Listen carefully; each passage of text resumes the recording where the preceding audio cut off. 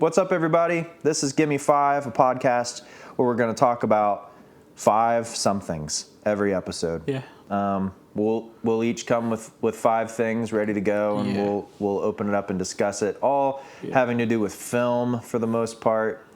Some other mediums. Yeah, sure. Possibly. So, anyways, I'm Zach, and with me, as always, is Tino. Hi. Yep. I'm Tino. Let's talk about who we are and maybe how we met. So, you want to tell us? Explain how we met and how we got here on this couch. Oh man.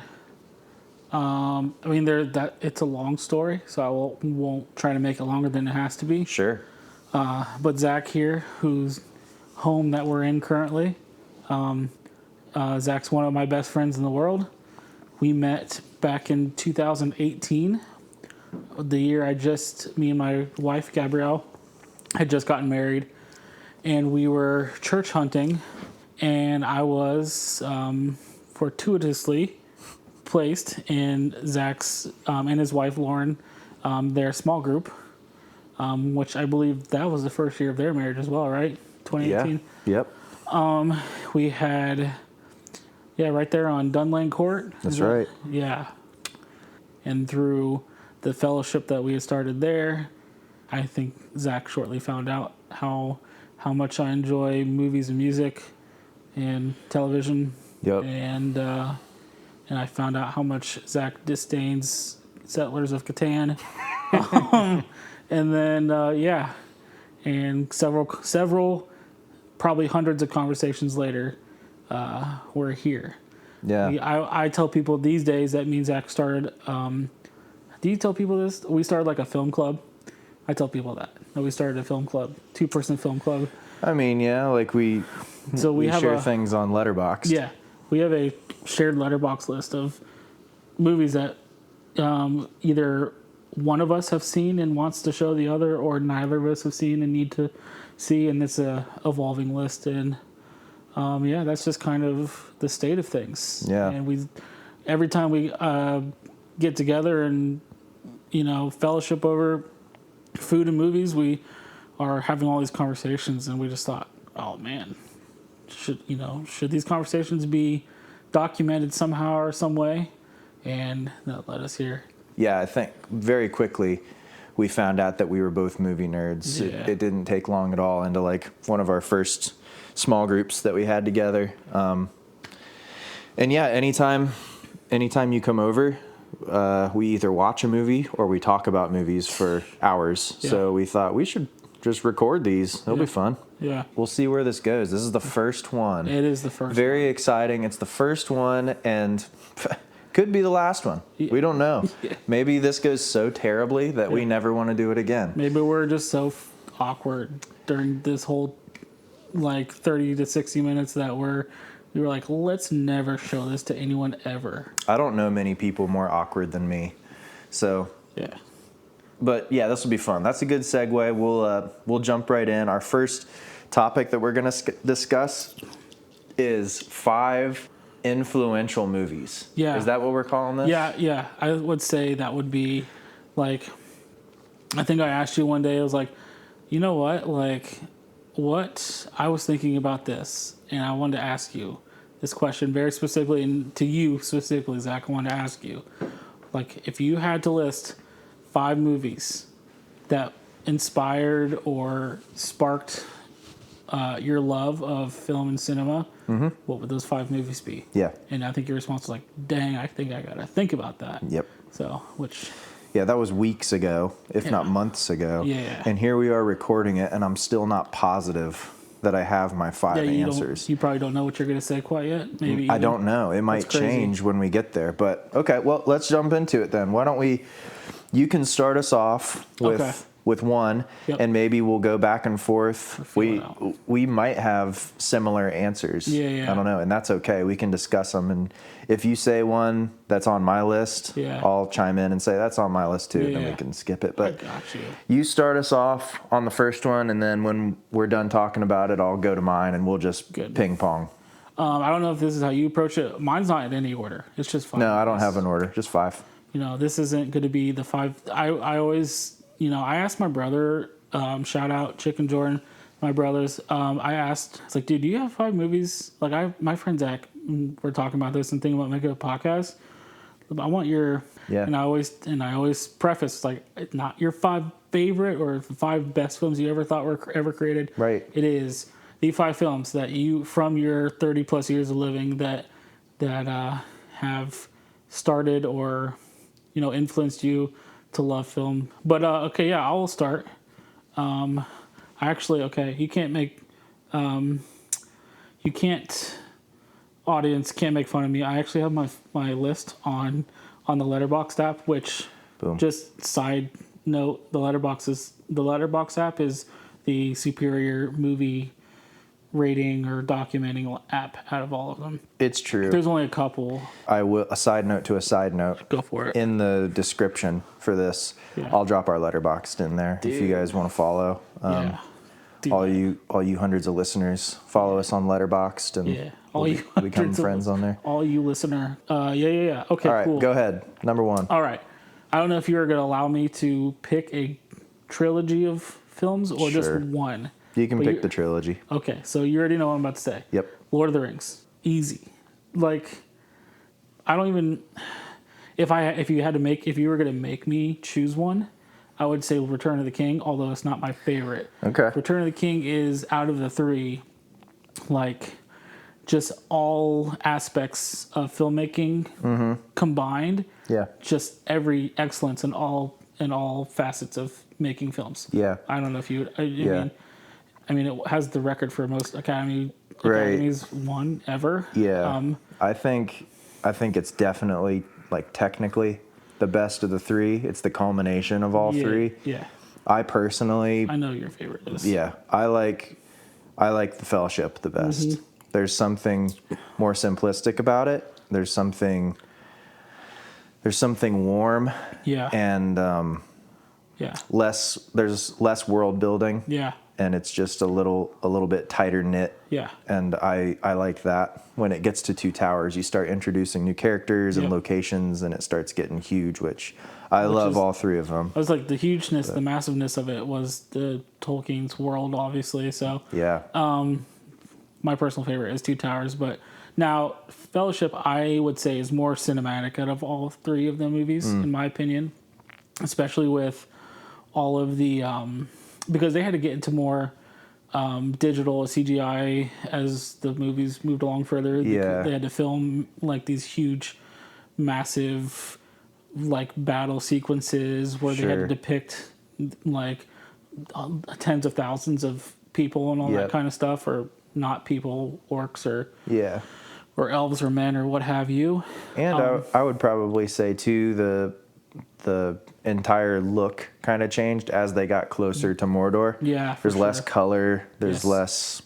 It gets a lot darker and more drab. Yep, that's a great observation. Yeah, great observation. So for my list, I had to put a film, which I put Return of the King. Okay. Just because everything put together, it's the most disruptive out of all the films. Just the quality of every piece of it. Yeah. I think some of the CGI work and some of the technical work in that movie stands to this day as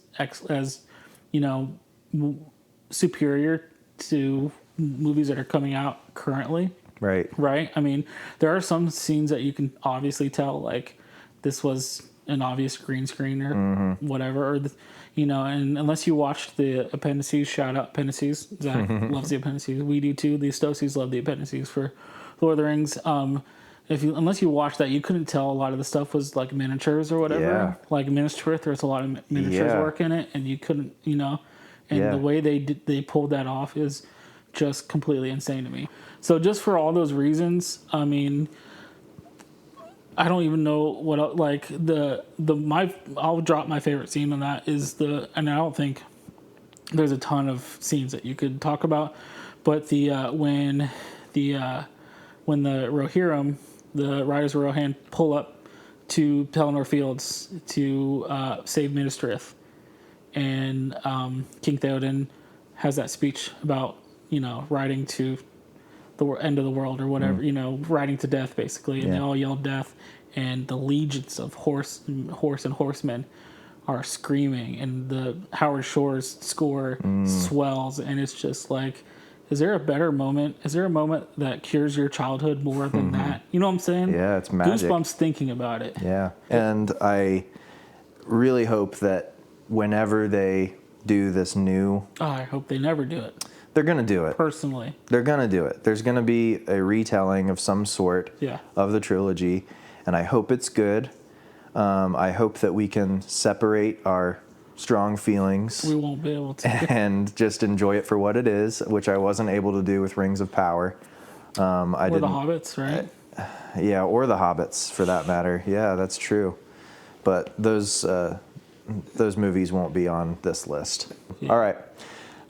You go in a different direction with this, or? Yeah, let's go a whole different direction. Oh. The first one on my list is actually my favorite movie of all time, and it's No Country for Old Men. Yeah, Coen Brothers, baby. Yep.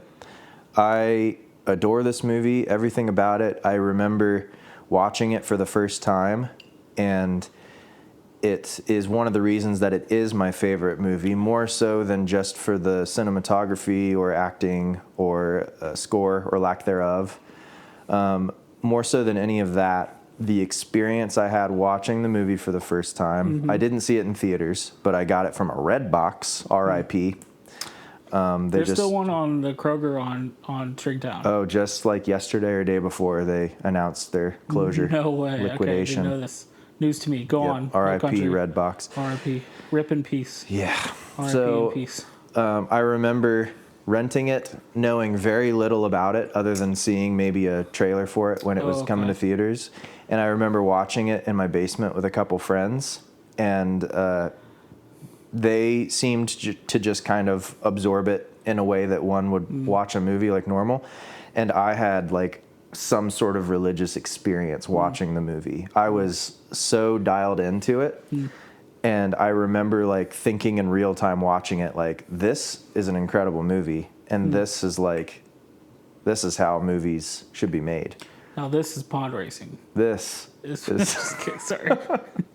I am blowing bubbles into it because I haven't seen it yet. So I haven't had this experience yet in my life. So. And you probably won't, because I've hyped it up and I've seen bits. I've seen pieces. You've seen pieces, but watching it front to back now that you already have like a love of cinema, you might experience it way differently. And I think when the credits roll, you'll say, wow, that was a really good movie. I enjoyed it. But it'll probably be not as intense a reaction that I had to it. Interesting. Where I like wanted to show it to everyone. In a time where everyone was like, let's watch the funniest movie or the most exciting 2007, movie. Right? Yeah, it came out in 2007. Right, okay. Well, I just lost all my credibility because I told our audience that I'm a film lover and I've not seen No Country for Old Men yet. There's always ones that we haven't seen, ones that have slipped by. I know I have several. But anywho, so just for the record, for anyone who's listening, this half of the podcast is not well versed in Coen Brothers, who is probably, I think a lot of people would say Coen Brothers are some of the finest filmmakers in at least American history. So yeah, I think their name's definitely one to be noted. And they don't want to make movies together anymore. Yeah, I guess not. I don't know what's going on with that. Okay, let's jump into your second one. This is going to be one of the off the beaten path, but that's why we're doing this, right? Yep. A great movie in its own right, just not one that people think of the first when they hear this guy's name. I'm going to go with Sicario. Oh, okay. By Denis Villeneuve. Yeah. There's so many. He's established himself as one of the one or two great filmmakers of the current generation of filmmakers. Mm-hmm. He's like the guy now, right? Yeah. Him, and I don't know if Nolan's on his way out or if you think he's kind of top of his game currently or what, because you never know with him. He's got to be top of his game. I mean, it didn't sound like he was going to stop anytime soon. Right. But this is, Nolan, and then you have all the younger filmmakers. You got Jordan Peele, and I'm not going to sit here and try and list all these young filmmakers. Anyway, but just to talk about Denis Villeneuve, he's at the top. He's like LeBron in his prime or whatever. Yeah. If I'm gonna do a sports analogy, he's like, so like he's Nikola Jokic right now, best in class, making films that he really can't. He's just can't fail because of how good of a filmmaker he is. Yeah. Sicario is on my list of influential movies. Nice. And it's more of a personal thing than it is like the quality of the film. Mm-hmm. And I say that because every film that Villeneuve has ever made has impacted me probably all the same. Besides the first Dune, I didn't like it that much. Mm-hmm. But we can fight about that another time. Sure. I really didn't like it as much as his other movies, which is crazy. We can leave that for our hot takes episode. Would love that. But like all of his movies, besides Enemy, but no one really considers Enemy, he was just kind of getting his footing as a major filmmaker. Yeah. But you have Prisoners, Sicario, Arrival. Fill it in for me if I'm missing it, and then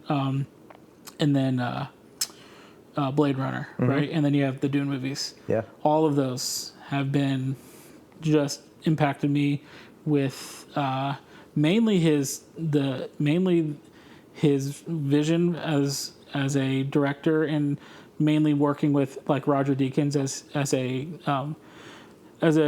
cinematographer or director of photography or whatever you want to call it. Mm-hmm. The way that his movies visually move, which I'm trying to explain it without having any visual cue here, but like any visual cues. But his movies visually move in a way, and visually with the color grading, those things working together it just makes me feel a certain way. I don't even know how to describe it. Yeah. You know what I'm saying? I totally understand. He does this thing where his transitions are these huge, sweeping, super wide, like natural. What do you call it? Like the shots of like the land or whatever. Yeah. I don't know what you would call that. Just a big like landscape. Yeah, landscape shots, like super wide. Obviously, you might be taking them with a drone or something like that, and he just wherever he decides to shoot, him and Roger Deakins captures the geographical location of where they are the best way that you possibly could. I don't know how else to describe it. Yeah. I mean, it goes into world building. Yeah. And immersion. Yeah. I guess. Immersive helps you feel part of the scene. Yes. And they play the setting of a movie like Sicario. So the setting of that movie is like South Texas, border between Texas and Mexico. The way that he takes such a subject matter that's so serious and dark, and a lot of pain kind of into the story of that movie, and he makes you feel that, but also are like amazed by it at the same time. I don't know how he does that. I have no clue. I don't get it at all. Yeah, he's a master. And he's crazy. That was something that I had never experienced before, I would say. Yeah. And then on top of that, so the rest of the reason why I love this movie so much was, like I said, the subject matter there was a lot of pain behind it and a lot of seriousness. And the way that movie just flips a switch and goes into, the characters go into this savage, like this like state of savagery, where, it obviously depicts these guys are, the characters are willing to have no limits on what they'll do to achieve whatever ends that they are set out to achieve, and they flip this like savage switch that they have in them, especially Benicio del Toro. Yes. Oh my gosh. Big time. The movie there was pain underneath all of the motivation for its characters in that movie. Yeah. I felt it. Yeah. Completely felt it through all the devices in the movie, whether it's the cinematography or the acting or the performances in acting, or how the story moves, or, the imagery or what have you. Yeah. So, all right, number 2 for you. We're probably taking a long time to talk about all this That's stuff. all right. We can take as long as we want. We ain't got Cool. no rules. Cool. All right, my number 2, I was debating this one. I was going back and forth because I know what I am, but I don't want to be what I am. Yeah. Does that make sense? Yeah. Let's just don't have shame while you're saying it, and then feel the shame while you're listening it back. Okay. So. No, I will never listen to this. Okay, my number 2 is Rashomon from Akira Kurosawa. Those are the Japanese movies. If anyone wants to wait. Yeah, it's Japanese. Yeah, these are Japanese movies. If anyone is not aware of this yet. Rashomon is Japanese. It's a movie basically about a trial where all of the narrators are unreliable narrators. In the trial, narrators in the trial. Yes. So you're hearing there was a murder that took place, and you're hearing different people's perspective of the murder that took place. I see. And all of them have motives behind the story they're telling. So each time a character, So they have holes in their interpretation of basically, the yeah. events. But us as the viewer never knows exactly what happened. I see. But every time a person on trial is retelling the story, we cut back to the events Oh, as they happen. I see. And they happen slightly differently every time. I see. So we're left at the end of the movie as a viewer, left to decide what really happened. Oh, And there's never a black and white answer. So it's amazing storytelling. Akira Kurosawa is a master, one of the best filmmakers of all time. He's influenced any filmmaker that's currently making movies. did he do Seven Samurai? Yes, he did Seven Samurai. Yep. Gotcha. And Rashomon probably isn't his most known movie, but I saw it in a film class that I took in community college, and it was the movie in that class that stuck with me the most. Yeah. It was another one that it came on, and even though it was a black and white Japanese movie from the 50s, Yeah. I was like hooked. So, can I ask you a question? Yes. So, what from like the experience of seeing this, what did it help you, or how did it lead to, like, what you appreciate in watching, like, in any film these days? Like, now that you're in your 30s? You're in your 30s, right? Yeah. Now that you're in your 30s, you have 3 decades of watching movies. Yeah. Seeing Rashomon, because of that, what do you appreciate in filmmaking these days? Yeah, I think that I look at storytelling a certain way. Yeah. Because of Rashomon, I look at the screenplay, you know, the script and the way that it's delivered through the actors. Yeah. And the way that Rashomon was written and performed informs the way that I look at a script in a movie and say, oh, this is well written, or this is maybe not as well written. I think I go back to Rashomon. Yeah. And then beyond that, just like the filmmaking techniques of Kurosawa on full display in Rashomon. The action, he does some crazy things just with motion in that movie. A lot of really fast, Like with camera work? Gotcha. Yeah, there's a lot of scenes of people running through the forest, and the camera's like tracking, zoomed in tight on them, tracking through trees, and it's like incredible stuff that they did, you know, back in the 50s, which is insane to think about. But it's all stuff that you see in movies today that, like I said, like if you ask a filmmaker, like, oh, why'd you make that decision? They're going to say, oh, I saw it in a Kurosawa movie. Yeah, yeah. But anyways, that's my number two was Rashomon. Rashomon. Okay, so I'll talk about number 3 for me, if that's cool. Yep. All right, number 3. This one I think is going to be like, this one is going to get my ticket into the cool kid group for film watchers. Okay. For being a film lover. I know what it is. Donnie Darko. Yep. Donnie Darko. to me, and I'm the main reason. Okay, well, besides that, the movie's freaking cool, and it's a really cool like mind bending. I don't even know if it's mind bending. It's just the way the movie unfolds. Yep. It just makes you think really hard on what actually happened, and it just makes you. You just need to pay attention the whole movie to understand the ending. It's one of those. Yeah. Right. Besides that, besides the music being so freaking awesome in it, the soundtrack for Donnie Darko, underrated. It introduced me to Tears for Fears and kind of fueled my love for like 80s pop music. Okay.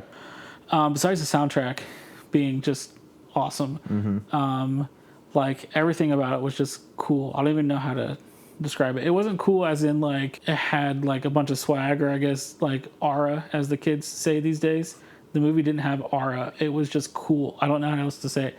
Like Jake Gyllenhaal's Halloween costume of like a shirt and pants, but being a skeleton. Like, I don't know if I've seen that before. I thought that was really freaking cool. Or like a random dude in a bunny suit the whole time. Yeah. That was cool. Or like him having like one of his visions sitting in a theater watching The Evil Dead. Like, that was cool as frick. Yeah. You know what I'm saying? A ton of just cool stuff happened in that movie. I think the one reason why this movie like influenced my love of film, like there's just one scene where the director and I'm forgetting the director's name now. All of a sudden, this is gonna kill me. Of Donnie Darko? Yeah, Richard Kelly. Sorry. Okay. Shout out Richard Kelly. I know you only made one good movie your entire life, but you made it a good one. So, it is the school bus intro. It's not an intro to the movie, but it's like in the beginning of the movie. It's the school bus intro scene, as I call it. I call it that. Do you remember this scene from when you watched it, where it starts out? It starts out upside down with the emergency exit of a school bus, like the back hatch, like the back door is upside down. Yeah. It's inverted and it flips around, and Head Over Heels by Tears for Fears comes on just blasting, and it does a lot of what kind of camera work or editing is it, where things are moving fast and then it slows down and then it moves really fast and it slows down. You know what I'm talking about? It's just showing off all the character groups. It's got Seth Rogen and the other bully. They're the bullies of the movie, doing, key bumping cocaine. Yeah. They got the Sam Darko, Donnie Darko's little sister, doing sparkle motion, practicing their dance. It's got the English teacher and the science teacher, Drew Barrymore, and the other guy. They're, walking into school together because they're secretly a couple. You got Patrick Swayze meeting the school principal and that one really annoying gym teacher. It's like introduced like all of the, and then you got Jake Gyllenhaal, and then you have his the girl that he meets, that's the new girl. You have all these characters who this movie is about, all of their timelines converging. That's what this movie's about. It introduces everyone and it just kind of sets the stage. Yeah, that's cool. And it's just shot. So it is a one-take shot, and they had to sync everything to the song. Wow. Head Over Heels by Tears for Fears. That's cool. And so they were like probably pumping the song into the scene. And it was just, I don't know. To me, it was cinema at its best, but I didn't know that when I was seeing the movie for the first time. Yeah. I was just being amazed by like what was going on in front of me. It was just cool. Awesome. I saw this movie, I think, when I was 17, 18. Wow. Yeah. So, and the movie being what it is, this giant, like, mind-blowing, mind-twisting, having to think about it really hard, watch it multiple times. Yeah. That's what made me love it. But as far as influencing me and my love for film, it was how that scene was shot is what did it for me. Yeah. Is that one scene. Like, that dude just went into God mode for, filmmaking. Sure. And it's one of the most memorable scenes out of any movie I've ever seen. Wow. It's crazy. And I give you the floor for number 3 for you, sir. My number 3, again, just to reiterate all this time later, these are not our favorite movies. It's just the third movie that you're going to say. Yeah. Yeah. Yeah, they're not in order, and none of the 5 are necessarily our favorite movies of all time. They might be. They might be. Yep. Yeah, at least one of mine is. But when I was making this list, the things that I ended up putting down on it, I kind of surprised myself. Sure. But it's the way that I felt when I thought through the list of movies that were most influential to me to liking movies, right? These are the movies that make me love movies. Yep. So my number 3 is Inglourious Basterds. Oh, you went Tarantino. Yep. I love this. Do you? Please go. I have two Tarantinos that are my favorite. That one and Django are my 2 favorite Tarantinos. Yeah. Please go on. Sorry. So you have my attention. Yes, I thought of Inglourious Basterds, and then I went on this rabbit trail. Yeah. In the world of Tarantino. Yeah. Because I thought, wait, is this it? Is this the Tarantino that or was it Reservoir Dogs? Right. Or was it Django? Yeah. So that was tough, but I kept going back to Inglourious Basterds because it's not the first Tarantino movie I saw, but it's the first one of his that I saw in theaters. Okay. And I remember very distinctly that experience in theaters. Sure. 2009 Christmas, and it was an amazing experience. Like I loved the movie, all the performances. Like specifically, the opening scene on the at the dairy farm. Like the movie could have ended right there when credits rolled, and I would have said, "Oh, that was the perfect movie." It was a 20-minute short film, and it was perfect. Yeah. And then it jumped to another scene. I think it jumps right after the title card. It jumps to the bastards. Yeah. Sets them up, and the way the movie is paced and uses chapters to tell different people's stories and how they're interacting, which is a Tarantino thing. And they all converge in one way or the other at the end. Yeah. That's how they all. So that was a big moment for me, seeing that movie and going, this is a very cool way to tell a story. Yeah. And that movie made me fall in love with Tarantino's movies. Yeah. The storytelling in Inglourious Basterds was really cool and felt really original. Yeah. And all the performances in it were insanely casting good. In it casting for him is always feels just perfect. I think, just to piggyback on this, Bastards is my favorite all time. Yeah. Out of the 4 or 5 Tarantino movies I've seen, I think another underrated piece of it is it's a genuinely hilarious movie as well. It's very funny. A very funny movie. Yes. And not just because once his movies hit like their climax and you got all this chaos happening, and he just kind of turns the ridiculousness dial all the way up to 11. Yeah. It's not just the ridiculousness of, or hyperbole, I guess is a better word for it. It's the acting, the timing, the comedic timing, and a lot of, like, I think when the guys try to do the Italian with Christoph Waltz, and he starts speaking Italian, and you got Brad Pitt going Gorlami, like, right. You know what I'm saying, bro? Like that's one of the funniest scenes in any movie I've ever seen ever. So, yes. So another reason why it's great is it's a hilarious, truly hilarious movie. I have to name drop Christoph Waltz in that because the dude is next he's one level. Of the best. He's so good to be able to play that scene. Yeah. Where the audience knows what's up. Yeah, yeah. And the characters are they're finding out very quickly. Yeah, that they're caught. Yeah, and he's toying with them. Yes. Yeah, and he's like, and it's the irony in it is that he knows, and they're just thinking that he doesn't know, and they think that he's convinced by their Italian when he's really just messing with them. Right. It's the irony of that whole situation is just quite funny. It's great writing and great acting. Number 4. Number 4 for me? Yep. Okay. I had trouble thinking of this, like trying to decide here. I am going to go with Wizard of Oz.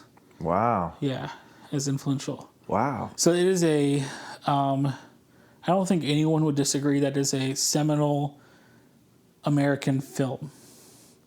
It is one of the films, right, that American cinema wouldn't be what it is today if it hadn't been made. Yeah.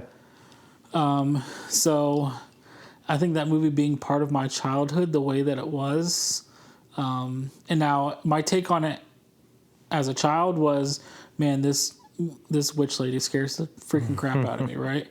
But like seeing Wizard of Oz as a kid is my first experience into the grand epic filmmaking. Yeah. And it was a movie made in 1939 that feels massive as it is. Isn't that? And that's where you have first of all, and if we were in our 30s and 20s when that movie first came out, it would rock us just like Oppenheimer would. You know what I'm saying? Yeah. It would be that moving for us back then. Yeah. Just for the black and white into color sequence. Yeah. Just for that alone. Yeah. Right? Technicolor. And did you know that I saw this on a filmmaking Twitter account that the way they shot the going into the world of Oz, going from black and white in the house, and she opens the door. It's a double, right? What's that? Isn't it a double? It's another person? So the back of her in color is another person. Okay. Her and this, but I wasn't going to say that. This is what I'm going to say. Where they're in black and white still, that scene is shot in color. And everything's painted black and white. And everything's painted. Makeup is done in sepia or whatever you want to call that. Yeah. And so that part is shot in color. Wow. But the inside the house portion to opening the door is just like painted in a sepia tone. That's crazy. Just so that because there wasn't the technology to transition from black and white to. You didn't know that? No. I didn't know that either. So I was like, I mean, it makes sense. What a obviously pretty clever thing to do, but did you not grow up thinking that there was some fancy transition that they did and that was why that was the way it was? I never considered the transition because we live in the digital age where it's real easy to composite two images on top of each other, one in sepia and one Technicolor. Right. But to think through the mastery of filmmaking that they were going on about. Yep. That's crazy. So now the black and white portion of the film is not filmed in Technicolor and everything's just painted, but that scene starts as colored as Technicolor. Yeah. It's just all painted in sepia. That's crazy. And that's another cool thing is that's the reason why that kind of dog was cast, because it's an all black dog and it's easy to pass as black and white. So they didn't do anything to the dog because the dog was already the correct shade. Very cool. Isn't that pretty cool? Yeah. So just like that's just a cool little caveat that adds to the mystique of what the movie has culturally and technically and its impact as a seminal film when it comes to American filmmaking. Like, so just for my introduction to epic film. So I don't think I like Villeneuve as much as I do now. If Wizard of Oz wasn't such a part of my childhood the way it was. It was my grandma's favorite movie, my mom's favorite movie. Yeah. So it's why it's a Christmas list movie for me. It's a movie that is a Christmas movie to me. Yeah. Because it's such a big part of my family. So, nice. So, like I said, I don't think I appreciate the grandeur of a Denis Villeneuve movie or a Nolan movie for that sake. You know what I'm saying? Or Peter Jackson movies too. They have the same kind of I wouldn't say direct influence, but like those movies we don't make big movies the way we do today if certainly not. It didn't come first. You know what I'm saying? Yeah. So I'm gonna go with Wizard of Oz over anything else I was arguing about in my head. So that's great. Yeah. All right, so the next one I have is a little movie, very, very independent film from the 90s called The Matrix. Oh, wow. I see in my head. I've been trying to anticipate all year because we talk about stuff Yeah. so often. I'm like, Yep. I know what movie Zach. I knew he was gonna say No Country. Yeah. I knew you were gonna do a Tarantino. I didn't know you were gonna do, or I knew you were gonna do. I didn't know if it was gonna be Seven Samurai. You ended up doing Rashomon, but Yeah, because we had talked about the way that I felt about being pretentious with a foreign film. But anywho, okay, The Matrix. Yeah, The Matrix.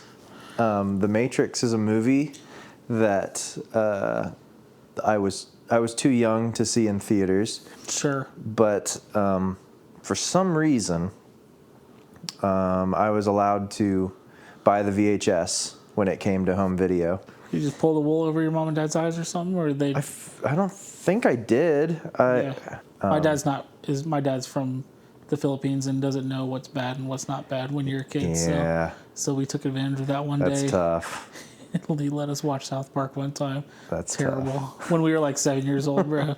Anywho, yeah. So I got The Matrix on VHS, and I remember that night popping it in the player. Yeah. And I was a kid that my favorite show was like Power Rangers.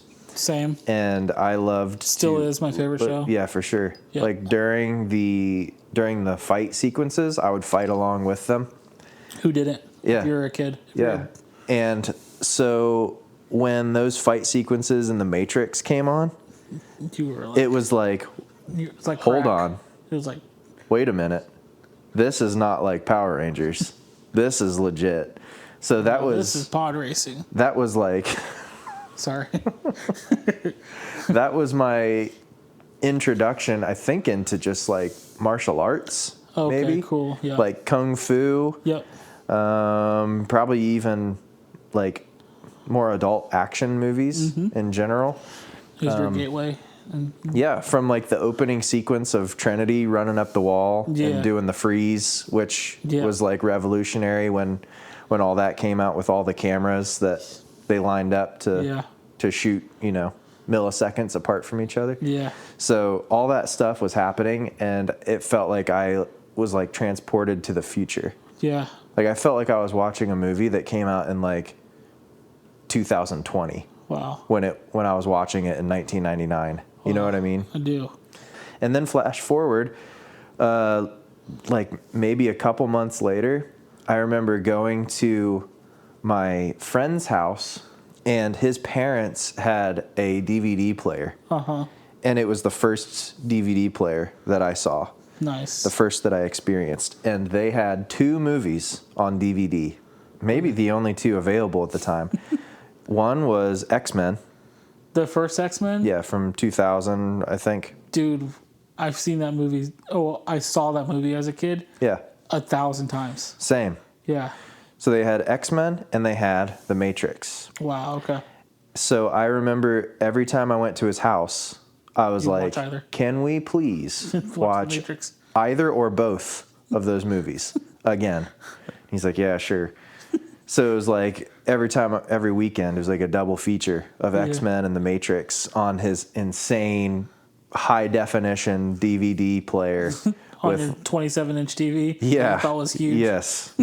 It was like this huge TV with the surround sound system. Oh, one of those things. I got you. And like, I can't even explain to you like how amazing that experience was. That sounds like watching a lot of our favorite movies for the first time. Yes. You know what I'm saying? Yes. Okay. Yeah. Any other comments? I love The Matrix. I don't think I have a love for it like you did. But that was, I don't know. That's because I was like, when did that come out? 1999? Yeah. By the time I saw that movie, I was Lord of the Rings obsessed. Okay. So to me, to 11-year-old me, like Lord of the Rings is the only thing that existed in those days. We were on 2 different paths. We were, yep. Shall we get into the last chapter of our discussion here, my Let's friend? get into the last chapter. You already know what I'm going to say. No, I don't. Okay. You know what I know what some of your favorite movies are, but that doesn't mean that it's going to be on this list. That's true. You're going to be not surprised. But this is the best film I've ever seen. I'll say that. This movie has impacted me more than any other movie has, perhaps ever will. And it is because of this one that I am amazed by films to this day. I think if I've never seen, let's just say it first. So this is, so I'm talking about the movie Interstellar by Chris Nolan. Yeah. I don't think I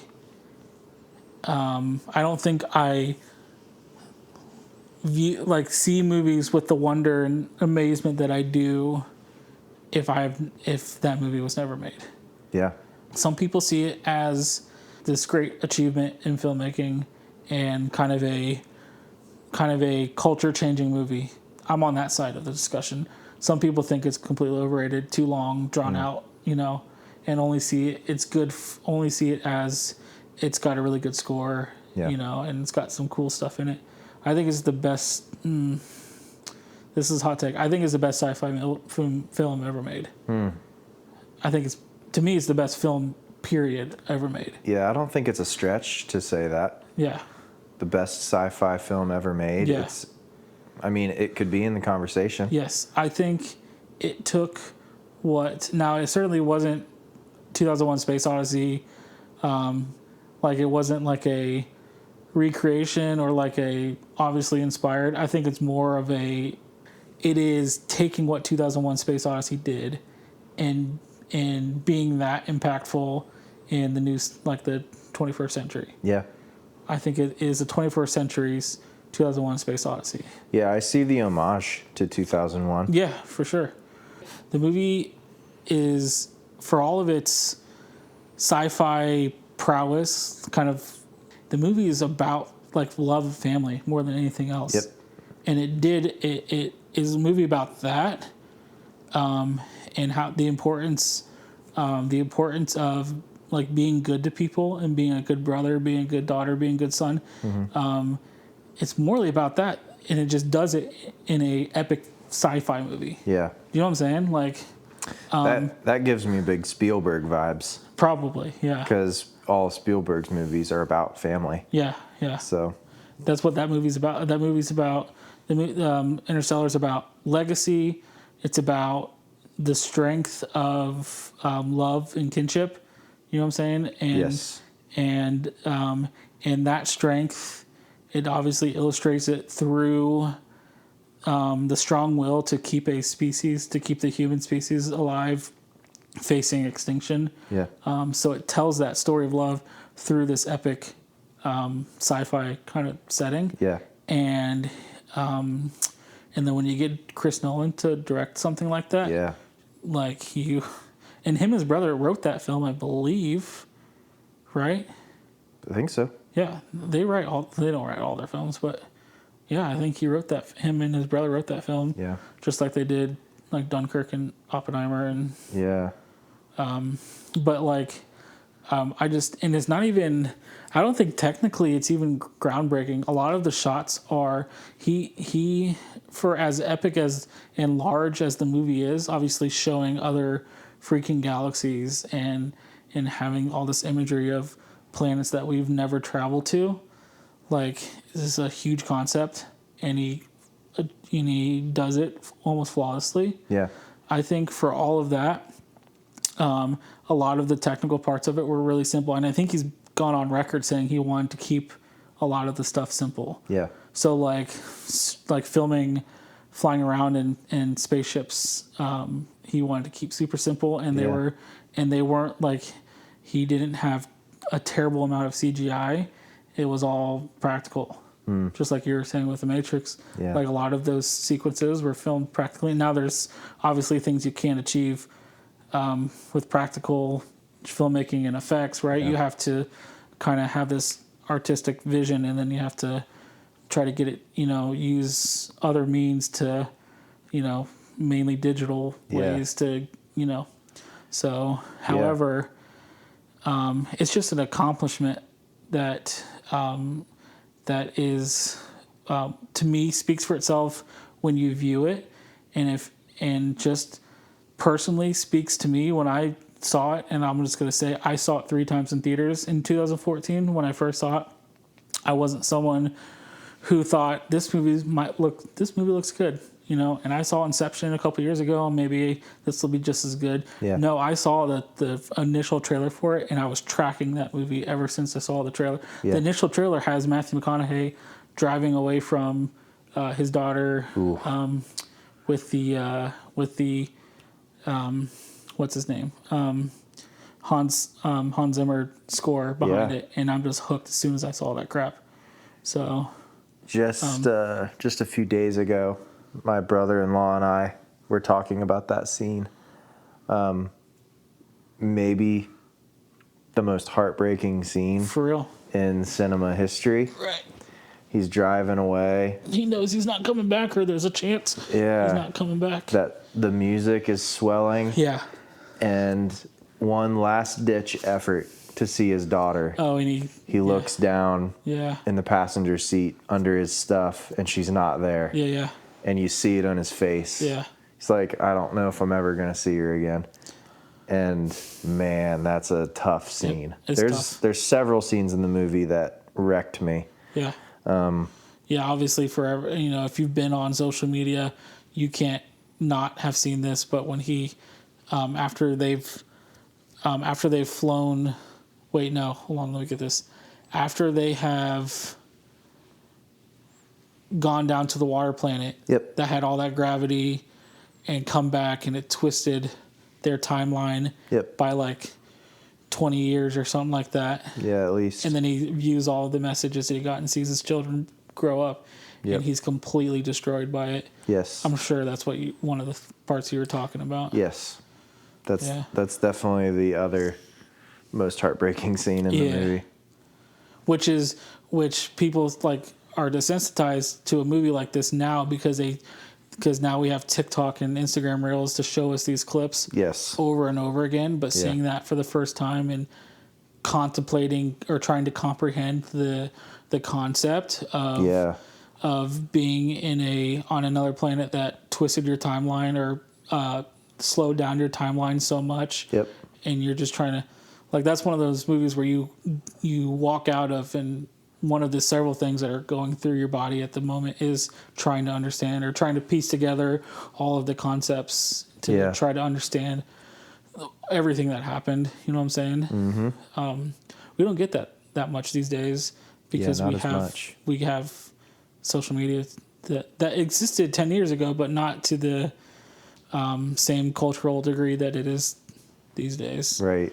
But yeah, I can just talk about it. I can talk about everything about it, and I won't.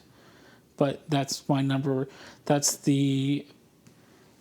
know it is disagreed upon a lot, but that's the best film I've ever seen in my entire life. And I've seen a lot of movies. I haven't seen as much movies as maybe you have, or someone who's an actual cinephile, but like I've seen a lot of movies, and that's the best one I've ever seen. I don't think I'll ever experience anything to that.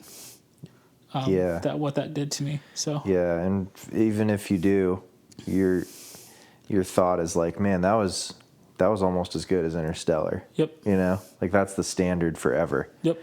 So yeah, I agree. It's a darn good movie. Yeah. And I have my issues with it. We've talked about it ad nauseum. My main issue is just the way Nolan uses exposition. Yeah. It's out of place to me, and it pulls me out of the story. Anne Hathaway pulled me out of the story. Dude, I say this despite her being just a terrible casting choice for that role. She was, I wouldn't say non-existent, but she was out of place the whole freaking movie. Yeah. In my opinion. I just felt like, because she delivered some pretty heavy lines about the kind of the theme of the whole movie. She was the one who kind of carried that in terms of the love aspect of the movie. Yeah. And that scene has always fallen flat for me. Sure. Her explaining how love transcends all time and space. I didn't believe it. Yeah. It felt like she was an actor. Yeah. Rehearsing or, going through the lines. So yeah, I have issues with it, but the positives far outweigh the negatives for that one. I think it is a nearly perfect, flawless movie. It's my number 5. Oh, you're putting it in there? Yeah, for you? that was my number 5. And No Scorsese is on your list, man? I went back and forth with it. Yeah, Wow. I went back and forth. The one that I was toying with putting on the list was Goodfellas. Because that was also that was a formative movie for me. All right, well, that's a good place to end then. That's our list of 5 most influential movies. Yeah. Not our favorite movies, not the best movies ever made, but the most influential movies. Shaped our tastes and our love of movies, and we will not be the same ever after having watched these. I shall ne'er be the same. Ne'er. All right. Well, it was fun. Maybe we'll do some more of these. Thanks for listening. If you're there, we appreciate you.